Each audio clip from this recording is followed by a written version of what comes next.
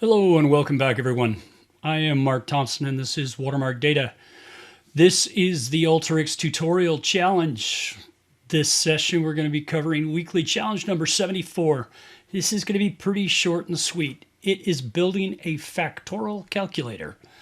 So for those of you who aren't familiar with what factorial means, if you've got a factorial of 3, that means 1 times 2 times 3.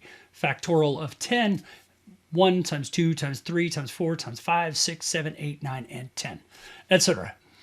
So let's get started. We have a small input tool. These are the numbers that we want to know the factorials for. 1, 2, 3, 4, 5, and 10. The first thing we do is we have the data come up here to a summary tool, and we find out what is the max number. What's the biggest number on our list?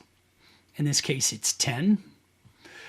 We then take and we use that to generate rows. So now we are going to generate rows. We're going to generate 10 records, and this is pretty straightforward. Row count. We start with 1. We go until it gets the max number. The max number is coming out of here.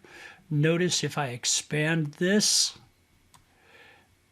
that output is called max number. Max number. So we leverage that and say, go ahead and loop, create enough rows where one row count plus 1 until you hit that max number of 10. So what do we have down here? Our max number is 10. Row count 1, 2, 3, 4, 5, 6, 7, 8, 9, 10. Calculating the factorials, we're using a multi-row formula for this. And what you do and what you see is we gave it a name, created a new field, called it factorial. And it's an if-then statement. If the row count equals 1, this is row count. If it's 1, then 1. Else, row count times row minus 1 factorial. So this is the row, that's the row minus 1 for the factorial. So you have the row count times that. So you have 2. In this case, you have this times 3 times 2. Here you have 4 times 6, and so on. And it's going to do every single factorial until we get to our maximum number. If we had put 100 in here, it'd go to 100.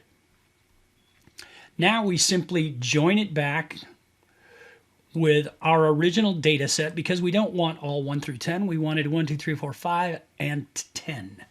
So when we do that, the numbers that join, notice we'll have a couple of drop out, 6, 7, 8, and 9.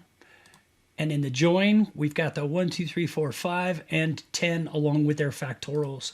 And there you go. All right. This has been Watermark Data, Alteryx tutorials. I'm Mark Thompson. As always, hit like, hit share, and let us know what you think. Until the next time.